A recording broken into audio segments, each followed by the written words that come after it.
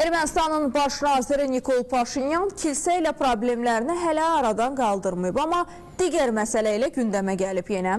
Ermənistanın Hayastan müxalif parlament fraksiyası baş nazir Nikol Paşinyana qarşı impeachment prosesinin başlaması üçün çatışmayan 28 deputat imzasını uyğun müddətdə təmin etməyə hazır olduğunu bəyan edib və bu barədə deputat Kristin Vardanyan sosial şəbəkədə yazıb və biz şərəfim var fraksiyasından olan həmkarlarımızla müzakirəyə hazırıq deyib o və ilk belə deyək proseslərdən sonra iki müxalif fraksiyanın tərkibində 34 deputat daxildir ki, Ermənistanın qanunvericiliyinə əsasən impeachment prosesinin başlaması üçün təşəbbüskarlar baş nazir vəzifəsinə öz namizədlərini təklif etməlidirlər. Müraciətə 36 imza olduqda baxıla bilər və hökumət başçısına etimadsızlıq bildirərək 107 deputatdan ən azı 54 impeachmentin lehinə səs verməlidir. Millət vəkili Rizvan Nəbiyevlə bu mövzunu müzakirə edirik. Rizvan mənim salam. Sabahınız xeyir xanım. Rizvan müəllim, yenə daxildə proseslər səngimir, kilsə ilə hələ ki problemlərini həll etməyib, bu mövzuya toxunacaq, amma impeachment mövzusunda başlamaq istəyirəm, çünki tələb olunan imza sayı artıq güya ki var. Ümumiyyətlə, bütün bu proseslərin nəticəsi olaraq sizcə Nikol Paşinyana bu deputatlar nəsə edə bilərlər ya yox? Söhbət təbii ki, orada əlbəyaxa davadan getmir. Onu hakimiyyətdən, bəli, tez-tez olur, hakimiyyətdən uzaqlaşdıra bilərlərmi? Vəfa xanım, bu dediyiniz hər iki məsələ Paşinyana qarşı impeachment məsələsi və eyni zamanda hökumət kilsə qarşı durması Paşinyan hökumətinə qarşı seçki qabağı hazırlanan böyük bir ssenarinin ayrı-ayrı elementləridir. Bunlar böyük bir ssenarinin tərkib hissəsidir. Hətta desək ki, eyni mərkəzdən qidalanır, müxtəlif aktorların cəlb olunmasından bəlkə də yanılmarıq. Çünki məqsəd Paşinyana qarşı ölkədə olan müxalif qüvvələri, ondan narazı olanları, kilsəni və bütün mümkün olanları bir araya gətirməkdir. Və burada xarici qüvvələrin ciddi təsiri var. Məsələyə gəlin, həm hüquqi, həm siyasi tərəfdən yanaşaq. Əvvəlcə siz də rəqəmləri səsləndirdiniz, məsələnin hüquqi tərəfi. Deməli, Ermənistan baş nazirinə qarşı etimadsızlıq məsələsini Ermənistan konstitusiyası, hansı ki 1995-ci ildə qəbul olmuşdur, sonra 2005-2015-ci ildə ona dəyişiklik edilib, onun 115-ci maddəsi tənzimləyir. Burada göstərilir ki, bəli, baş nazirə qarşı etimadsızlıq göstərilə bilər. Əgər parlamentdə təmsil olunan, yəni Ermənistan parlamentinin 107 üzvü var, onun ən azı 1/3 yazılı müraciət təqdim eləyərsə. Deməli, 1/3 bu da sizin dediyiniz həmin o 36 rəqəmini göstərir. Bu buradan irəli gəlir və həmin maddə nəzərdə tutulur ki, impeachmentlə bağlı, yəni etimadsızlıqla bağlı yazılı təklif verilərsə, bu 48 saatdan tez olmayaraq, 72 saatdan da gec olmayaraq baxılmalıdır və deməli, bu birinci həddi, maneədir, bu 36 səsin olması. İkincisi səsə qoyulmalıdır. Maraqlı ki, Ermənistan konstitusiyası impeachment məsələsində digər ölkələrin konstitusiyalarına fərqli olaraq mütləq səs çoxluğunu və s. nəzərdə tutmur, sadə səs çoxluğunu nəzərdə tutur. Burada isə artıq 54 rəqəmi ən azı gündəmə gəlir. Çünki 107-nin yarısı bu sadəcə bir riyazi hesablamadır. 54 deməli deputat Paşinyan hökumətinin əleyhinə səs verməlidir və bu da digər bir şərtlə əlaqələndirilir ki, o təklifi verənlər öz baş nazir postuna namizədlərini təqdim eləməlidir. Bu yeni paralel baş verməlidir. Yoxsa konstitusiya baş nazirlə bağlı, onun seçimi və s. başqa bir müddəa ilə tənzimlənir. Məsələnin siyasi və digər aspektlərlə bağlı bu təklif deməli parlamentdən kənar qüvvələr tərəfindən gündəmə gətirildi. Orada veto hərəkəti var idi və s. Bu hələ aprel ayının sonundaydı. Bundan sonra isə məsələ artıq parlamentə sirayət elədi. İlk dəfə deməli elə 2 gün, 3 gün öncə deməli Serj Sarksyan'a yaxın olan Şərəfim var fraksiyası bunu qaldırdı. Onların cəmi 8 deputatı var və bunlar deməli Respublika Partiyasının mərkəzi komitəsindən, belə deyək də, icra komitəsindən bu təklifi almışlar. Amma təbii ki, bu 8 deputatla bu səslə bir şey eləmək mümkün deyil.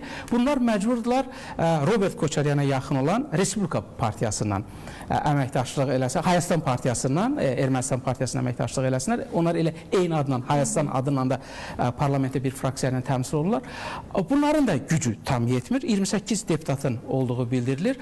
Deməli, riyazi hesabladıqda bu say hələ ki 34-ün üzərindədir, amma orada 4 müstəqil deputatın olduğu bildirilir. Onlardan da ikisi ötən ilin dekabrında Paşinyanın fraksiyasından ayrılmış deputatlar idi, fikir ayrılığına görə və s. Amma 4 deputatdan da ikisi qəti sürətdə deməli Paşinyanın impeachmenti əleyhinədir. Onlar hökumətin kursunu birbaşa dəstəkləməsələr də onun əleyhinə də çıxmırlar. Deməli, riyazi olaraq hər bir halda hələ ki çətinlik var bu 36 səsin yığılmasında və digər bir vacib məsələ isə namizədlər barədədir. Yəni axı konstitusiya nəzərdə tutur ki, səslə yanaşı vahid namizəd olmalıdır. Bu namizəd məsələsində də deməli Şərəfin var fraksiyasından Hayastan fraksiyasının fikirləri fərqlənir. Belə ki, Şərəfin var fraksiyası deyəsə Masis icmasından Ambarsumyan adına bir şəxsin namizədliyini irəli sürmüşdür, amma Hayastan fraksiyası bunu qəbul eləmir.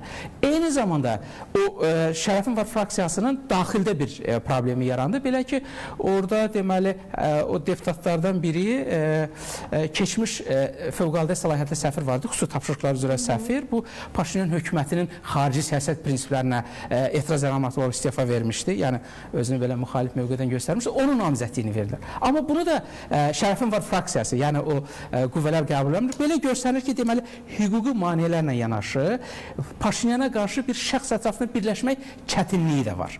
Bu çətinliklər olan bir şəraitdə, deməli hələ ki yazılı sürətdə konstitusiyanın tələbini yerinə yetirərək məsələni gündəmə qoymaq və baxılmasında çətinliklər var.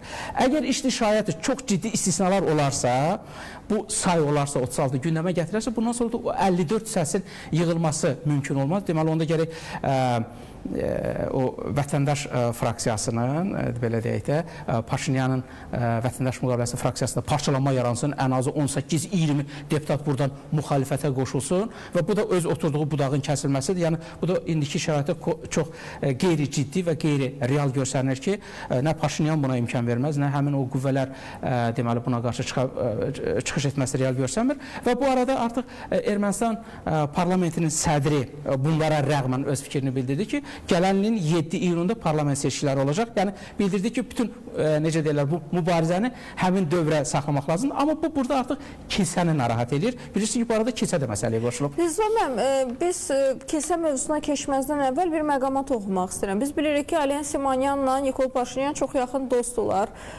Bəzi hallarda onların mövzudan kənar, yəni siyasi mövzudan kənar gəzintidə videoları, fotoları yayılır. Müxtəlif ölkələrdə elə İrəvanın özündə də.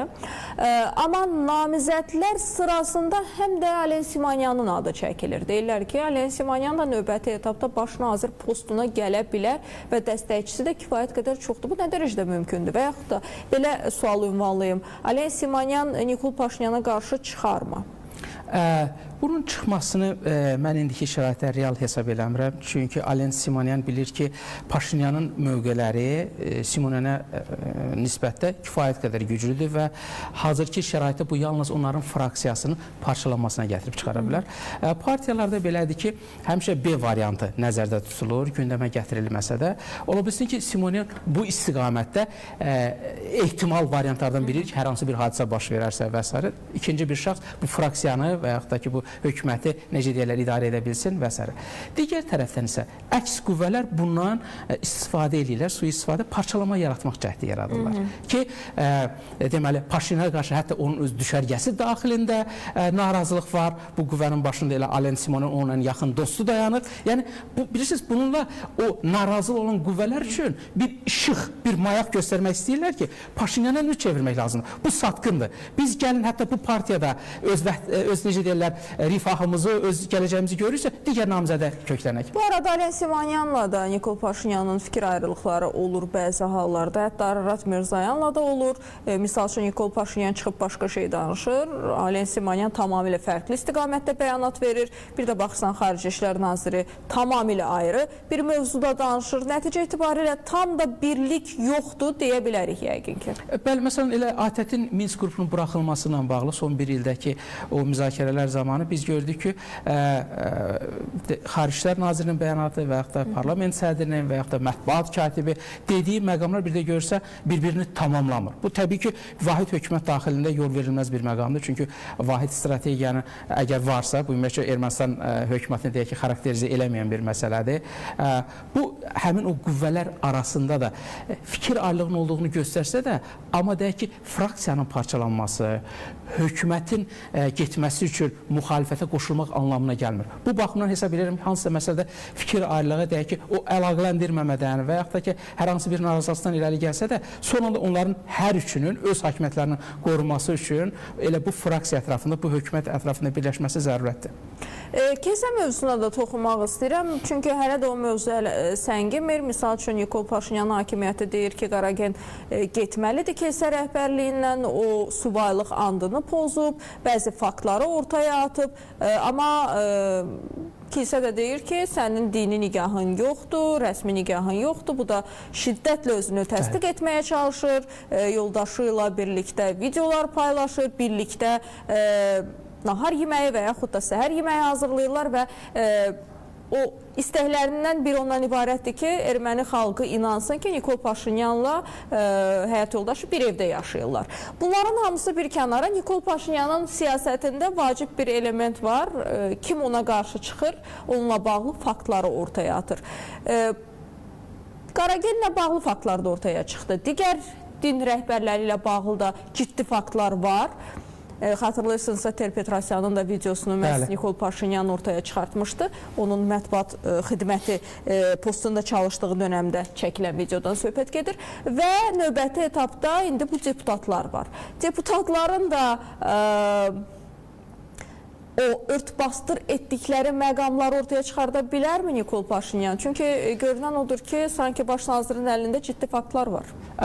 Rəfiq xanım, siz çox maraqlı bir neçə istiqamətli tezislərə toxundunuz ki, hansı ki, bu kilsə Paşinyan qarşı durmasında yer almış məsələlərdir və hər biri deyim ki, kifayət qədər şərh olunacaq bir məsələdir. Əvvəlcə onu bildirim ki, Paşinyanla kilsənin qarşı durması yeni deyil. Paşinyan hələ jurnalist olarkən, müxalif qüvvə olarkən, hətta o 2007-ci ildə bir impeachment hərəkatı yaratdı, elə seçkilərə getdilər, heç orada 2% də olmadı, səs qazandı və s. və ona qarşı orada güc tətbiq olmuşdur Robert Koçaryan dövründə və həmin dövrdən Paşinyanın kilsədən bir qırıqlığı yaranır və o kilsədən ədalətin, sülhpərvərliyin bir carçısı kimi o dəstəyi gözləyirdi, amma Erməni Qriqoryan kilsəsi və yaxud da Erməni Apostol kilsəsi, Erməni Həvari kilsəsi də deyirlər, bunlar həmişə hökumətin uzanan əli olub. Bu, Robert Koçaryan dövründə də belə olub, Serj Sarkisyan dövründə də. Yəni, Paşinyan o vaxtı kilsədə o ədaləti almayandan sonra o qırıqlıq yarandı və kilsənin hansısa bir məqamda siyasi bir instrument olduğunu gördü. Bu, yəni, onun siyasi düşüncəsində kök salmış bir məsələ idi. 2018-ci ildə hakimiyyətə gələndən sonra artıq bu istiqamətdə məsələləri çək-çevir eləmək deməli, fikrinə düşdü. Çünki kifayət qədər kilsə nüfuzludur. İndi bu barədə mən bir neçə kəlmə deyəcəm. 2020-ci ildə kapitulyasiyadan sonra isə Paşinyanı ilk dəfə istifaya dəvət edən ilə Qaragen oldu. Yəni kilsədən gəldi, Apostol kilsəsi onu deməli günahlandırdı ki, artıq istifa verməlidir və s. Bu isə bütün o siyasi və hərbi establishmentin qərarına qarşı getməkdir. Çünki Ermənistan qoşunları məğlub olmuşdu, diz çökmüşdü Azərbaycan ordusu qarşısında və onun generaliteti təslim olmağı ona məsləhət görmüş. Yəni, əgər hərbçilər burada məğlubiyyətlə barışmağı təklif edirsə, diplomatiya diz çökürsə, kilsə nəyə görə fərqli mövqe qoymalı? Deməli, bu cəmiyyətin parçalanması və siyasi nüfuza zərbə vurmalı. Bu isə Paşinyana ikinci böyük zərbə oldu. Artıq bundan sonra Paşinyan qəti sürətdə qərara gəldi ki, kilsə ilə, necə deyərlər, məsələni sona çatdırmaq lazımdır və kilsəyə yerini göstərmək lazımdır. Amma erməni kilsəsi digər ölkələrdə olan o dini qurumlardan fərqli bir mövqeyə malikdir. Bu da ermənilərin əsrlərlə dövlətçiliyin olmamasıyla bağlıdır. Yəni, ermənilərin identifikasiyasının formalaşmasında kilsə həlledici rol oynayıb. Yəni, dövlət olmadığından kilsə bu birləşdirici rolda çıxır. Birinci Qarabağ müharibəsində də kilsə əskərlərə motivasiya verirdi dırnaq arası. Bəli, o militarist bəyanatlar və yaxud da ki, keşişlərin əlində silah vuruşması. İkinci Qarabağ müharibəsində. Bəli, bəli, bu onu göstərir ki, azad etdiyimiz ərazilərdə. Hətta bu o xristian kanonlarından o gələn bir məsələlərə də zidd olaraq, yəni erməni kilsəsi həqiqətən həmişə özünün bu necə deyərlər, qeyri-xristian o yanaşmasına gündəmdə olubdur. Və bu bütün bu məsələləri nəzərə alsaq, bir faktı da burada burada vurğulamaq istərdim ki, misal üçün heç vaxt Ermənistanın tarixi deyilən bir ifadə yoxdur. Dərsliklərdə erməni tarixi yazılır və bu da elə kilsənin tarixi deməkdir. Onların özü katolikosu da bir nəfər deyil. İkinci bir katolikos bu Livandadır.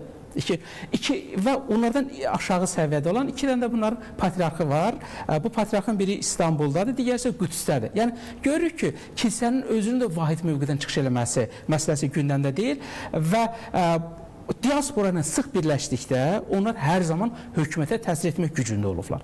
İndi isə 2026-cı il hadisələrinə gedən dövrdə biz görürük ki, Paşinyana qarşı siyasi qüvvələrlə yanaşı kilsə də müxalif mövqedədir. Və burada biz keçid alırıq digər bir məsələyə. Kilsənin siyasi, ictimai nüfuzuna yanaşı kilsənin əlində olan maliyyə, o belə deyək də rıçaq sözünü işlətmək olar, bu təzyiq vasitələri və bu da kifayət qədərdir. Deyək ki, onların geniş mülkiyyəti, hətta vergidən azad olunan iyanələri və s. bu imkan verir ki, katolikos və yaxud da onun əlaltıları hər hansı bir siyasi qüvvəyə dəstək versin, onu yönləndirsin, hər hansı bir ictimai fikri dəyişsin və təbii ki, hazırda bu Paşinyanın xeyrinə işləməyən elementlərdir. Və bütün bunları da nəzərə alaraq sizin qeyd etdiyiniz kimi Paşinyan artıq əlində olan faktları kilsəyə qarşı qoyur və Paşinyan belə deyək, dinlə bağlı insan deyil. Elə onun həyat tərzi onu göstərir ki, bu ailə qurduğu, bir neçə övladı olduğu ailə üzvündən heç nigah da, dini nigah da bağlamayıb, amma bir yerdə yaşayır və özləri də bunu etiraf edirlər. Digər tərəfdən isə Paşinyan bildirir ki, bəli, 2007-ci il qanunu var, kilsə ilə dövlətin arasında münasibətləri tənzimləyən, amma bu qanundan çoxlu sui-istifadələr var. Bu məsələdə, misal üçün, Simonyan da Paşinyanın fikrini dəstəkləyir və bunların elə bir mövqedən çıxış eləməsini dəstəkləyən argumentlərdən biri də budur ki, kilsə artıq dini, belə deyək də, institutda siyasi təzyiq vasitəsinə çevrilib, həm özü, həm də digərlərinin əlində və indiki şəraitdə bu cəmiyyətdə pozurluq yaradır. Bu doğrudan da belədir. Yəni, təsəvvür eləyin ki, bu keçmiş Dağlıq Qarabağ münaqişəsində Ermənistanın Azərbaycana qarşı təcavüzü həllini tapıb. Regionda yeni siyasi reallıq yaranır.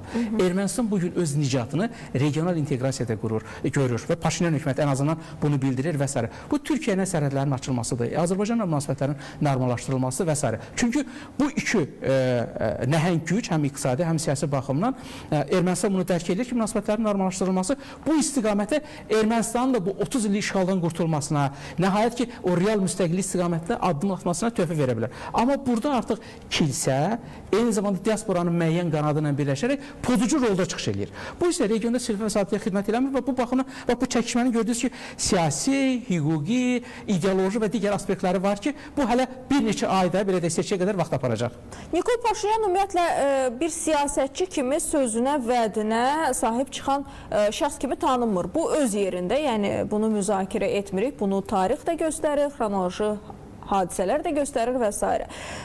Amma biraz daha dərindən düşünsək, biz görərik ki, son hadisələrdə Nikol Paşinyanın sanki sülhə aparan yolda Azərbaycanın reallıqlarını qəbul etdiyini anlayırıq. Ən azından bir neçə gün bundan əvvəl Azərbaycan xalqını öz Twitter hesabında Qurban Bayramı münasibəti ilə təbrik etmişdi. İndi mən bu hadisəni, mahiyyətini böyütmək istəmirəm, amma nəticə itibarilə bu addımı atıb. Bütün o Ermənistan xalqını və Ermənistanın bəzi diaspor nümayəndələrini, müxalifətini, kilsəsini qarşısına alaraq atıb bunu və təbii ki, bunun fəsadları yox deyil. Amma bu baş verən hadisələr bizi sülhdən uzaqlaşdırırmı? Gəlin elə bax, digər məqamada elə bu istiqamətdə toxunaq istərdim ki, hər iki istiqamətdə şərhinizi eşitdim. Rusiya prezidentinin köməkçisi çıxır, deyir ki, hələ də mübahisəli ərazidir. Qarabağ, baxmayaraq ki, Rusiya hökumətinin o sənəddə imzası var və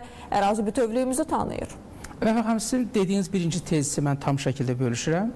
Çünki mən də həmişə çıxışlarında bildirmişəm ki, hazırki Paşinyan hökuməti öz siyasi nicatını, öz siyasi uzun ömürlüyünü bu sülh konsepsiyasından bağlayır və bu sülh konsepsiyasını sona çatdırmaqda görür. Çünki Paşinyan bu sülh konsepsiyasını, strategiyasını dərk edilənə qədər, necə deyirlər, bütün digər səhv variantları dənədi, sınaqdan çıxartdı və onun hər birində dizi üstə gəldi. O da ki, hüquqi cəhətdən bəyanatlar verdi, Azərbaycan ərazi bütövlüyünə qarşı o bəyanatları mən nəzərdə tuturam. Burada öz məğlubiyyətini gördü, hərbi meydanda məğlubiyyətini gördü. Bəli, birdən olmadı, etap, addım gəldi. Və axırda dərk elədi ki, bəli, elə 30 ildə doğrudan da Qarabağ, Azərbaycan Azərbaycanın beynəlxalq hüquqla tanınmış ərazisidir və sadəcə olaraq indi bu faktın konstitusiyasını bunlar bu qədər məğlubiyyətdən, özlərinin səhvləri ucbatından deməli elədikləri o səhvlərdən artıq barışmalı oldu bir mənalı.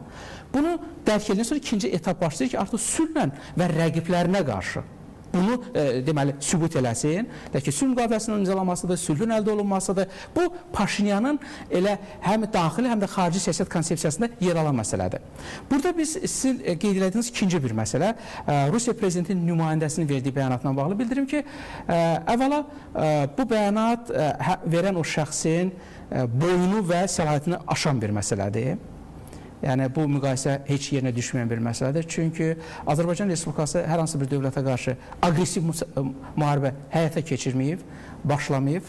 Beynəlxalq hüquqa əsaslanaraq, Təhlükəsizlik Şurasının qətnamələrine əsaslanaraq, eyni zamanda BMT nizamnaməsinin 51-ci maddəsi əsasında öz ərazi bütövlüyünü bərpa edib, suverenliyini bərpa edib və 30 illik işğala son qoyub. Yəni, burada Rusiya-Ukrayna müharibəsindən və onun hər hansı bir formada müqayisə heç yerinə düşmür. Nə siyasi, nə hüquqi, nə tarix baxımından və əgər nəzərə alsaq ki, həmin şəxs özü də elə tarixçidir, bu məsələlər ona yad mövzu deyil. Bunun gündəmə gətirilməsini mən təsadüfi hesab eləmirəm. Sadəcə olaraq hazırki şəraitdə ki, bayaq qeyd elədiyimiz o məsələlər ki, var, deyir ki, ümumi bir ssenari var, müəyyən mərkəzdən də ona dəstək məsələsi. Bax, bunun bir ucu, kələfin gedib o istiqamətə çıxır. Hər hansı o səhv istiqamətdə olan, sülhü pozmaq istəyən, regionda o sabitliyə zərbə vurmaq istəyən qüvvələrə, necə deyərlər, dərmanına su tökmək istiqamətində olan bir addımdır və tamamilə yol verilməzdir. Hər münaqişənin özünə məxsus siyasi, hüquqi təbiəti var. Niyə bunu edirlər? Dediyim kimi, birincisi, deyək ki, Azərbaycanla münasibətlərdə hansısa bir formada onu təzyiq vasitəsi kimi göstərmək, yəni bu istiqamətdə bunun davamı gələ bilər. İkincisi, Ermənistan cəbhəsinə istiqamətdə ki, bu istiqamətdə dəstək verilə bilər. Üçüncüsü isə əsl məsələdən diqqəti yayındırmaq. Rusiya-Ukraynadakı müharibəsinin digər münaqişələrlə müqayisəsindən əlavə, necə deyərlər, o fikir qarşılığı yaratmaq. Bütün bu tezislərin hər birinin öz yeri var. Amma dediyim kimi, onun Azərbaycan-Ermənistan münaqişəsinin, Azərbaycanın ərazi bütövlüyü ilə müqayisəsi heç cür yerinə düşmür, nə siyasi, nə hüquqi baxımdan. Ona görə Xarici İşlər Nazirliyinin verdiyi bəyanat da tamamilə yerində olan bəyanatdır və çox sərt bir bəyanatdır və o məsələnin deməli bir mənalı sürətdə rədd olunması üzərində qurulmuşdur.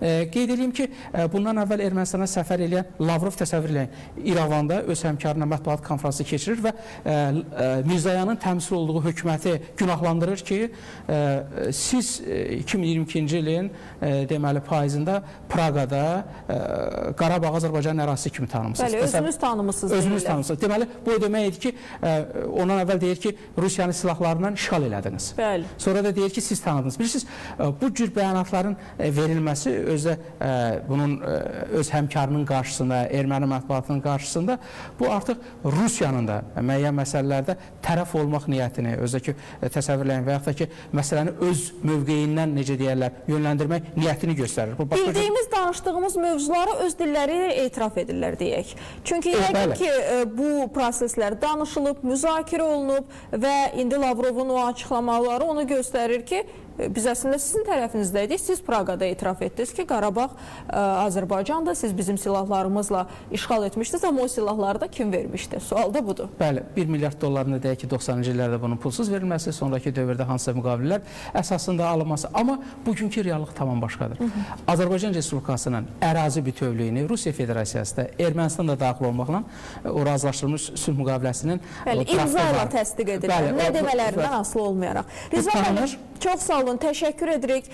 Vaxt ayırdı, studiyamıza gəldiniz və əhalimiz üçün, xalqımız üçün, Azərbaycan dövləti üçün həssas olan sualları cavablandırdınız. Biz bunları danışmalıyıq, müzakirə etməliyik və hər kəs əslində dünyada nələrin baş verdiyini görməlidir, bilməlidir. Çox sağ olun bir daha və vurğulayım ki, studiyada qonağım millət vəkili Rizvan Nəbiyev idi. Biz onunla birlikdə Ermənistan hakimiyyətində, hökumətində, daxildə baş verən fikir ayrılıqlarından kilsə ilə bağlı olan mübahisəli məqamlar, eyni zamanda Rusiya prezidenti köməkçisinin Azərbaycanın bütöv tam ərazisi ilə, Qarabağı ilə, işğaldan azad etdiyi Qarabağı ilə bağlı verdiyi əsassız cəfəngiyat bəyanatları haqqında danışdıq.